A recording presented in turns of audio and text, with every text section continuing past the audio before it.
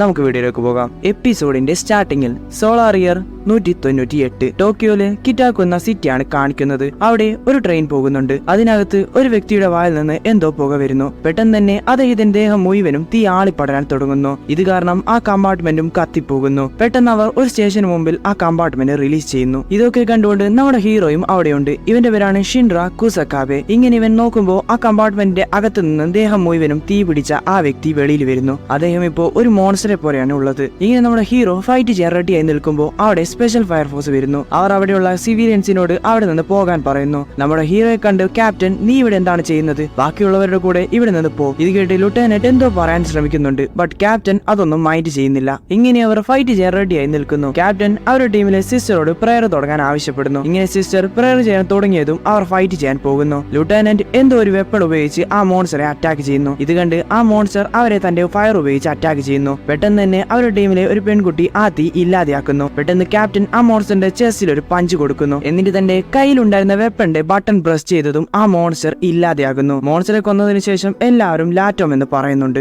ഇതൊക്കെ കണ്ട് hero Impress ആകുന്നു. ഇങ്ങനെ നമ്മുടെ ഹീറോ നിൽക്കുമ്പോൾ മുകളിലുണ്ടായിരുന്ന ഒരു ലൈറ്റ് ആ സിസ്റ്ററിന്റെ ദേഹത്ത് വീകാൻ പോകുന്നത് അവൻ കാണുന്നു. പെട്ടെന്ന് അവന്റെ കാലിൽ നിന്ന് ഫയർ വന്ന് അവൻ വേഗം പോയി ആ സിസ്റ്ററെ രക്ഷിക്കുന്നു. ഇത് കണ്ട് ലിeutenant, ഓ അപ്പൊ നീയാണോ പുതുതായി ജോയിൻ ചെയ്തത്? യെസ് സാർ, എന്റെ പേര് ഷിൻറ കുസക്കാബെ. ഞാനൊരു 3rd ജനറേഷൻ ഫയർ സോൾജർ ആണ്. ഞാൻ ഇന്ന് മുതൽ ഫയർഫോഴ്സ് കമ്പനി 8ൽ ജോയിൻ ചെയ്യുന്നതായിരിക്കും. അപ്പൊ ക്യാപ്റ്റൻ അവന്റെ കാൽപ്പാട് നോക്കി, ഞാൻ ഡെവിൽ ഫുട് പ്രിന്റ്സ് എന്ന് കേട്ടിട്ടുണ്ട്. അപ്പൊ നീയാണോ ആ ഡെവിൽ? അവിടുന്ന് കട്ട് ചെയ്ത അവർ ഫയർഫോഴ്സ് കമ്പനി 8ലേക്ക് പോകുന്നു. ആ ബിൽഡിംഗ് കാണാൻ ഏകദേശം ചർച്ച് പോലെയുണ്ട്. ഇത് കണ്ട് നമ്മുടെ ഹീറോ, ഞാൻ അറിഞ്ഞത് കമ്പനി 8 പുതിയ യൂണിറ്റ് ആണെന്നാണല്ലോ, ബട്ട് ഇത് വളരെ ഓൾഡ് ബിൽഡിംഗ് പോലെയുണ്ട്. ദെൻ ലിeutenant അവിടെയുള്ള എല്ലാ കാര്യങ്ങളും ഷിൻറക്ക് പരിചയപ്പെടുത്തുന്നു. ദെൻ അവർ ക്യാപ്റ്റന്റെ അടുത്തേക്ക് പോകുന്നു. എന്റെ പേര് അക്കിറ്റാരോ ഓബി. ഞാനാണ് ഈ സ്പെഷ്യൽ ഫയർഫോഴ്സ് കമ്പനി 8ലെ ക്യാപ്റ്റൻ. ഇത് കണ്ട് ലിeutenant, നിങ്ങൾ പുതിയൊരു ടീം മെമ്പറെ പരിചയപ്പെടുകയാണ്. അറ്റ്ലീസ്റ്റ് അപ്പോഴെങ്കിലും ഒന്ന് നേരെ നിന്ന് സംസാരിച്ചൂടെ? എന്റെ പേര് ടാക്കഹിസ ഹിനവ. നീ ഇപ്പൊ കണ്ട മണ്ടന് ശേഷം ഞാനാണ് ഈ യൂണിറ്റിലെ 2nd കമാൻഡർ. ദെൻ ക്യാപ്റ്റൻ, ഹേ ഷിൻറ, നിന്റെ റെസ്യൂമിലെ നീ എന്താണ് ഇങ്ങനെ ചിരിച്ചുകൊണ്ട് നിൽക്കുന്നേ?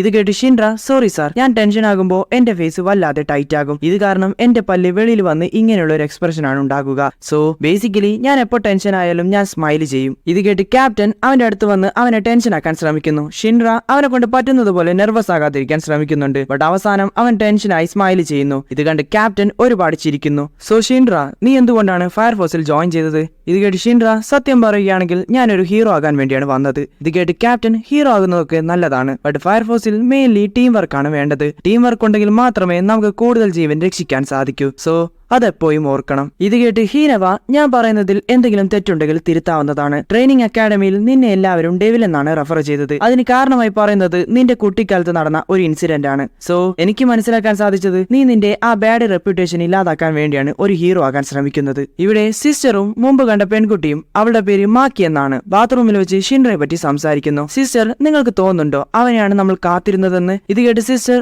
മാക്കി പുറമെ വളരെ കൂൾ ആൻഡ് ടഫ് ആയിട്ടാണ് പെരുമാറുന്നത്, ബട്ട് അവളുടെ ഉള്ളിൽ അവൾ വളരെ ഗേളിഷ് ആണ്. ദെൻ അവർ രണ്ടുപേരും അവിടെ വന്ന് റിപ്പോർട്ട് ചെയ്യുന്നു. സിസ്റ്റർ ഷിൻറയോട് നന്ദി പറയുന്നു. ഇത് കേട്ട് ഷിൻറ, ഹേ, നന്ദി ഒന്നും പറയേണ്ട ആവശ്യമില്ല, ഞാൻ എല്ലാ ഹീറോസും ചെയ്യുന്നത് മാത്രമേ ചെയ്തിട്ടുള്ളൂ. ഇത് കേട്ട് മാക്കി, ഇവന് വേണ്ടിയാണ് ഞാൻ വെയിറ്റ് ചെയ്തത്, ഇതൊരു ഡെസ്റ്റിനിയാണ്. ഇങ്ങനെ മാക്കി പറയുമ്പോ ഹീനവ ദേഷ്യത്തിൽ തന്റെ പെന്ന് പൊട്ടിച്ചു കളയുന്നു. ഇത് കണ്ട് മാക്കിയും സിസ്റ്ററും പേടിച്ചു പോകുന്നു. ദെൻ മാക്കി ഷിൻറയുടെ ഡ്രസ്സ് അഡ്ജസ്റ്റ് ചെയ്ത് കൊടുക്കുന്നു. ഇങ്ങനെ മാക്കി ക്ലോസ് ആയി നിൽക്കുന്നത് കണ്ട് ഷിൻറ നെർവസ് ആയി സ്മൈൽ ചെയ്യുന്നു. പെട്ടെന്ന് ക്യാപ്റ്റൻ, നീ അവളെ കഴിക്കുമെന്ന് തോന്നുന്നു. ഇത് കേട്ട് ഷിൻറ, ഞാൻ നിങ്ങളോട് പറഞ്ഞില്ലേ ഇത് ഓട്ടോമാറ്റിക്കായി സംഭവിക്കുന്നതാണെന്ന്. പെട്ടെന്ന് ഒരു ബോർഡ് വന്ന് അവിടെയുള്ള വാളിൽ തറച്ചു കയറുന്നു. ഇത് കണ്ട് അവർ നോക്കുമ്പോൾ ഹീനവ, ക്യാപ്റ്റൻ, മീറ്റിംഗിന് ടൈമായി. ദെൻ ക്യാപ്റ്റൻ ഹ്യൂമൻ കമ്പോഷനെ പറ്റി അവരോട് സംസാരിക്കുന്നു. ഒരു ദിവസം പെട്ടെന്ന് ഈ വേൾഡിലെ ഹ്യൂമൻസിന്റെ ദേഹത്ത് തീ ആളിപ്പടരാൻ തുടങ്ങി. ഇത് എവിടെ നിന്നാണ് വരുന്നതെന്നോ ഇത് എങ്ങനെയാണ് സ്റ്റോപ്പ് ചെയ്യേണ്ടതെന്നോ നമുക്ക് ഇതുവരെ അറിയില്ല. ഇങ്ങനെ കമ്പോഷൻ സംഭവിച്ച ഹ്യൂമൻസിനാണ് 1st ജനറേഷൻ എന്ന് പറയുന്നത്. ഇങ്ങനെ സംഭവിച്ച ആളുകൾക്ക് അവരുടെ എല്ലാ സെൻസും ഇല്ലാതെയാകും ആൻഡ് ഹ്യൂമൻസിനൊക്കെ അറ്റാക്ക് ചെയ്യുന്ന ഒരു ആനിമലായി അവർ മാറും. ഇവരെ വിളിക്കുന്നത് ഇൻഫേർണൽസ് എന്നാണ്. ഇങ്ങനെയുള്ള ഇൻഫേർണൽസിനെ ഇല്ലാതാക്കണമെങ്കിൽ നമ്മൾ അവരുടെ കോറിനെ അറ്റാക്ക് ചെയ്യണം. ആ കോർ ഉള്ളത് അവരുടെ ഹാർട്ടിലാണ്. സോ നമ്മുടെ ഡ്യൂട്ടി എന്താണെന്നാൽ ഇൻഫേർണൽസിനെ ഇല്ലാതാക്കി അവരുടെ സോളിനെ സേവ് ചെയ്യുക എന്നതാണ്. ദെൻ നൈറ്റ് ആകുന്നു. ഷിൻറ തന്റെ റൂമിലിരുന്ന് തന്റെ കുട്ടിക്കാലത്തെ പറ്റി ആലോചിക്കുന്നു. അമ്മ, ഞാൻ വലുതായാൽ ഒരു ഹീറോ ആകും. ഇതിൽ ഞാൻ അമ്മയും ഷോനെയും പ്രൊട്ടക്ട് ചെയ്യും. അടുത്ത സീനിൽ ഷിൻറയുടെ വീട് പൂർണ്ണമായും കത്തി അതിലുണ്ടായിരുന്ന അവന്റെ അമ്മയും ബ്രദറും മരണപ്പെട്ടു. ഇപ്പൊ കുറച്ച് ഓഫീസേഴ്സ് ഷിൻറയെ തന്റെ മുത്തശ്ശിയുടെ അടുത്തേക്ക് കൊണ്ടുപോകുന്നു. ഷിൻറയെ കണ്ട് മുത്തശ്ശി, ഇവനൊരു ഡെവിലാണ്, ഇവനാണ് എന്റെ മോളെ അവന്റെ ഫയർ ഉപയോഗിച്ച് കൊന്നത്. ഇത് കേട്ട് ഓഫീസേഴ്സ് ഹേ അങ്ങനെയൊന്നും പറയല്ലേ, എന്തൊക്കെ പറഞ്ഞാലും അവൻ നിങ്ങളുടെ പേരക്കുട്ടിയല്ലേ. ഇത് കേട്ട് മുത്തശ്ശി നിങ്ങൾ അവനെ കണ്ടോ, ഇത്രയൊക്കെ ചെയ്തിട്ടും അവൻ അവിടെ നിന്ന് ചിരിക്കുന്നു. ഷിൻഡ്ര ചിരിക്കുന്നതിന്റെ കാരണം നമുക്കറിയാം, ബട്ട് അവർ ഇത് തെറ്റായ രീതിയിലാണ് എടുത്തത്. ഇപ്പൊ ഷിൻഡ്ര ഞാനൊരു പ്രോമിസ് ചെയ്തിരുന്നു, അതുകൊണ്ട് ഞാൻ അത് നിറവേറ്റും. പെട്ടെന്ന് അവിടെയുള്ള അലാറം റിംഗ് ചെയ്യുന്നു. ഇത് കണ്ട് എന്താണെന്ന് നോക്കുമ്പോ മാക്കി വന്ന് ഷിൻഡ്ര ഒരാൾ ഇൻഫേർണലായി മാറിയിട്ടുണ്ട്. സോ പെട്ടെന്ന് തന്നെ റെഡിയാകും. ദെൻ എല്ലാവരും റെഡിയാകുന്നു. ക്യാപ്റ്റൻ ഓബിക്കും സിസ്റ്റർ ഐറിസിനും കാര്യമായ പവർ ഒന്നും തന്നെ ഇല്ല. ഈനവയും മാക്കിയും സെക്കൻഡ് ജനറേഷൻ പൈറോകൈനറ്റിക് ആണ്. ആൻഡ് ഇവരുടെ ടീമിലെ തേർഡ് ജനറേഷൻ ഷിൻഡ്രയാണ്. ഉള്ളതിൽ വെച്ച് ഏറ്റവും പവർഫുൾ ജനറേഷൻ തേർഡ് ജനറേഷൻ ആണ്. ഇൻഫേർണൽ ഉള്ളത് ടൊറിഗോ ഡിസ്ട്രിക്റ്റിലെ ടൈറ്റ്കോ എന്ന സ്ഥലത്തുള്ള ഒരു ചെറിയ ഫാക്ടറിയിലാണ്. ആ ഫാക്ടറിയുടെ ഓണറിന്റെ ഭാര്യയാണ് ഇൻഫേർണലായി മാറിയത്. അങ്ങനെ എല്ലാവരും റെഡിയായി അവരുടെ സ്പെഷ്യൽ ആർമഡ് ഫയർ എഞ്ചിനിൽ കയറുന്നു. ഇതിനെ അവർ വിളിക്കുന്നത് മാച്ച് ബോക്സ് എന്നാണ്. അവർ പോകുന്നതിന് മുമ്പ് റോഡിലെ വണ്ടികൾ സൈഡാക്കാൻ ആവശ്യപ്പെടുന്നുണ്ട്. ഇങ്ങനെ ഇവർ പോകുമ്പോൾ ഷിൻഡ്ര നെർവസ് ആയി അവിടെ ചിരിച്ചുകൊണ്ടിരിക്കുന്നുണ്ട്. ഇത് കണ്ട് ക്യാപ്റ്റൻ ഇതാണ് നിനക്ക് ഹീറോ ആകാനുള്ള ടൈം എന്ന് അവനോട് പറയുന്നു. ഇങ്ങനെ അവർ ഇൻഫേർണലുള്ള സ്ഥലത്തെത്തുന്നു. അവർ അവിടെയുള്ള നോർമൽ ഫയർഫോഴ്സിനോട് അവിടെ നടക്കുന്ന കാര്യങ്ങൾ ചോദിച്ച് മനസ്സിലാക്കുന്നു. ഈ ഇൻഫേർണൽ വളരെയധികം അഗ്രസീവ് ആണ്. ഇപ്പൊ ഇൻഫേർണലായി മാറിയ സ്ത്രീയുടെ ഭർത്താവ് സിസ്റ്റർ ഐറിസിനോട് അവരുടെ ഭാര്യയുടെ സോളിന് ശാന്തി ലഭിക്കാൻ വേണ്ടി പ്രാർത്ഥിക്കാൻ പറയുന്നു. ഇങ്ങനെയിരിക്കെ ഷിൻഡ്ര വീണ്ടും തന്റെ അമ്മയെ പറ്റി ആലോചിക്കുന്നു. അമ്മേ ഇതെങ്ങനെയുണ്ട്, എന്നെ ഇപ്പോൾ കണ്ട ഒരു ഹീറോയെ പോലെ ഇല്ലേ. ഇത് കേട്ട് അവന്റെ അമ്മ ഷിൻഡ്ര നീയാണ് എന്റെ ഹീറോ. ഇപ്പോ ഷിൻഡ്രക്ക് അവിടെയുള്ള ഫയർ കണ്ട് എന്തോ പോലെ ആകുന്നു. ഇത് കണ്ട് മാക്കി ഈ ഫ്ലെയിംസ് നമ്മളെ തടയാൻ ശ്രമിക്കുകയാണ്. അപ്പൊ ഷിൻഡ്ര